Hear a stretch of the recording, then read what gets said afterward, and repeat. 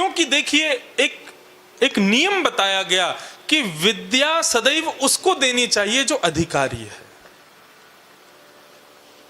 यदि अनधिकारी को विद्या दे देते हैं तो विद्या श्राप देती है देने वाले को। बहुत ध्यान से सुनिएगा मेरी बात को। यदि अनधिकारी को आप विद्या प्रदान करते हैं तो जो विद्या आपके पास है वो आपको शापित कर देगी।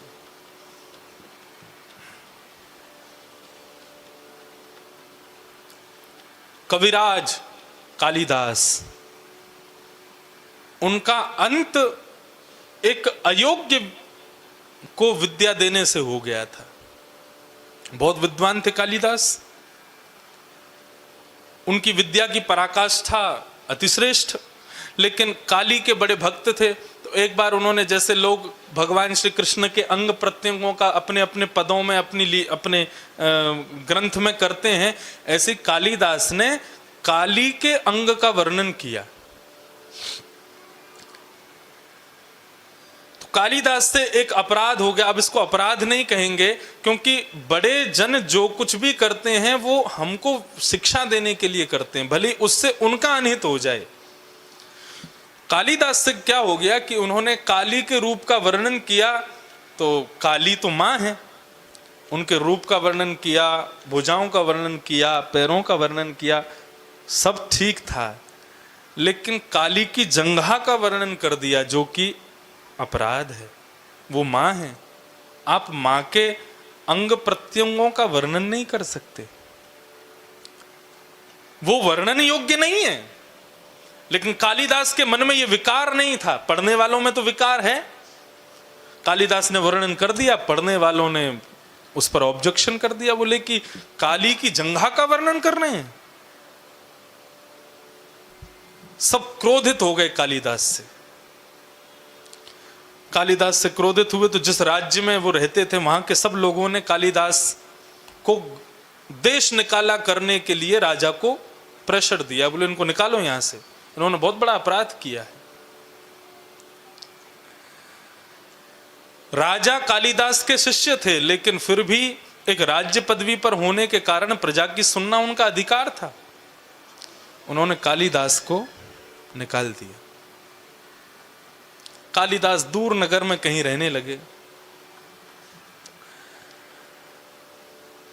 बहुत समय बीत जाने के बाद में एक दिन राजा का मन बड़ा व्यथित हो गया, व्याकुल हो गया। मन में सोचने लगा, मेरे गुरुदेव ने इतने अच्छे अच्छे काम किए, हमने केवल एक अपराध के पीछे सब छोड़ दिया।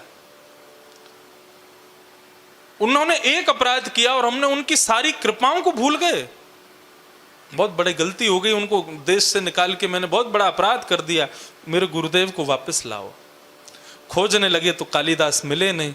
तब राजा विद्वान था, कालिदास का शिष्य था, तो राजा ने एक श्लोक लिखा और वो श्लोक आधा लिखा और कहा कि भाई जो इसको पूर्ण कर देगा मैं उसको 100 सोने की मोहर दूंगा।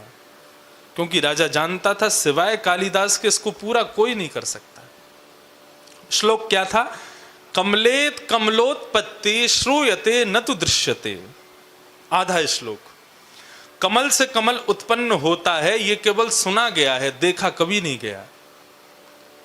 कमल में और कमल उत्पन्न हो जाए ऐसा केवल सुना जाता है, देखा तो कभी नहीं। आधा लिख करके आधा छोड़ दिया, नीचे लिख दिया जो पूरा करेगा 100 सोने की मोहर। पूरे नगर में उसके बोर्ड लगवा दिए, जो पूरा करेगा 100 सोने की मोहर। राजा ने अपने नगर के अलावा और नगरों में भी उसके प्रचार कर दिए, जो पूरा करेगा उसको 100 सोने की मोहर।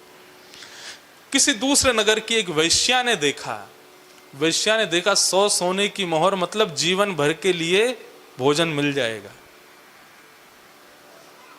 वे जानती थी कि कालिदास उसके नगर में रहता है और ये राजा कालिदास की खोज करने के लिए ये श्लोक लिख रहा है।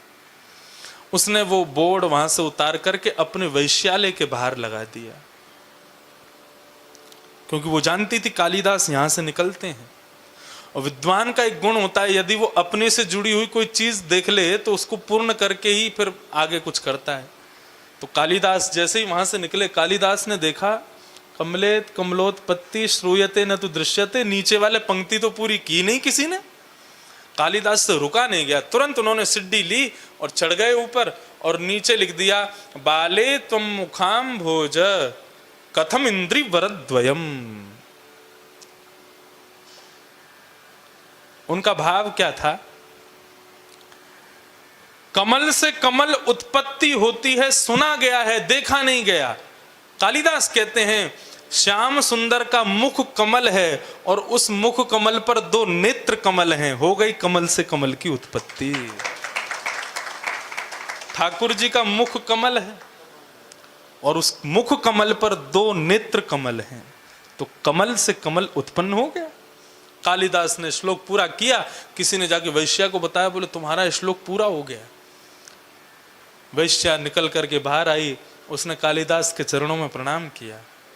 उसने कहा 100 सोने की मोहर तो मेरे नाम हो गई, लेकिन राजा को यदि कालिदास मिल गया तो क्या पता उसने मुझे मोहर नहीं दी, तो क्योंकि श्लोक तो इन्होंने पूरा किया है। उन्होंने कहा यदि कालिदास जीवित रहेगा तो मुझे 100 सोने की मोहर नहीं मिल पाएंगी। छल करके कालिदास को अपने घर में ले आई, आप मेरे यहाँ थोड़ा प्रसाद पा लीजिए। कालिदास भी कृपा करने के भाव से उनके घर में गए। वैश्या ने घर का दरवाजा बंद किया और जल में किसी व्यंजन में विष मिलाकर के कालिदास को दे दिया। कालिदास की मृत्यु हो गई और उनका शव एक नदी में फेंक दिया। और वैश्या ने जाकर के वो मंत्र जो पूरा हुआ था वो जाकर के राजा के सामने प्रस्तुत कर दिया। राजा ने जैसे ही श्लोक देखा, वैश्या से बोले किसने लिखा है ये? वैश्या बोली मैंने लिखा है। तुरंत राजा ने तलवार निकाल दी। बोले तुम एक नगर की वैश्या और तुम्हारे मन में इतना पवित्र भाव हो ही नहीं सकता, सच बताओ किसने लिखा है।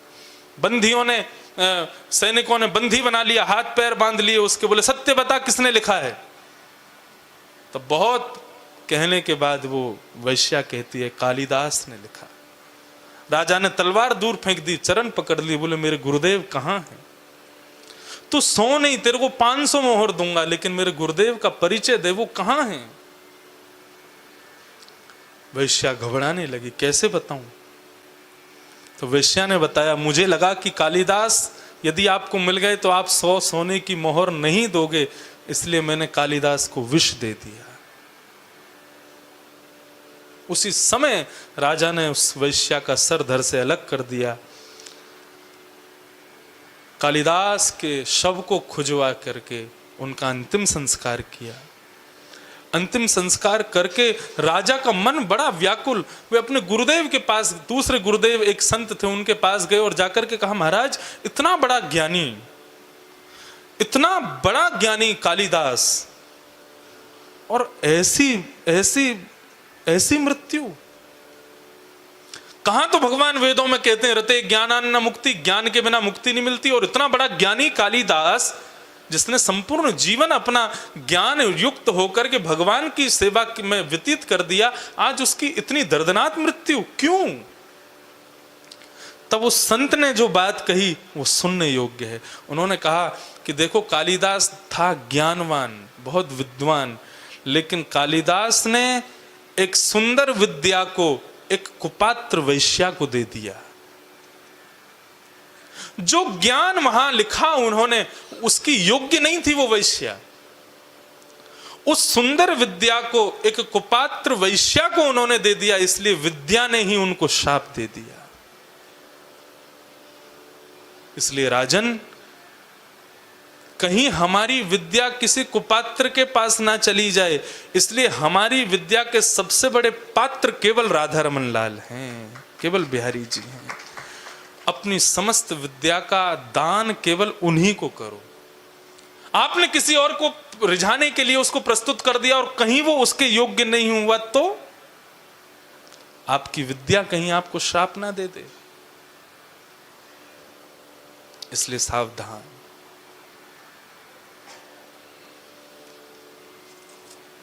विद्या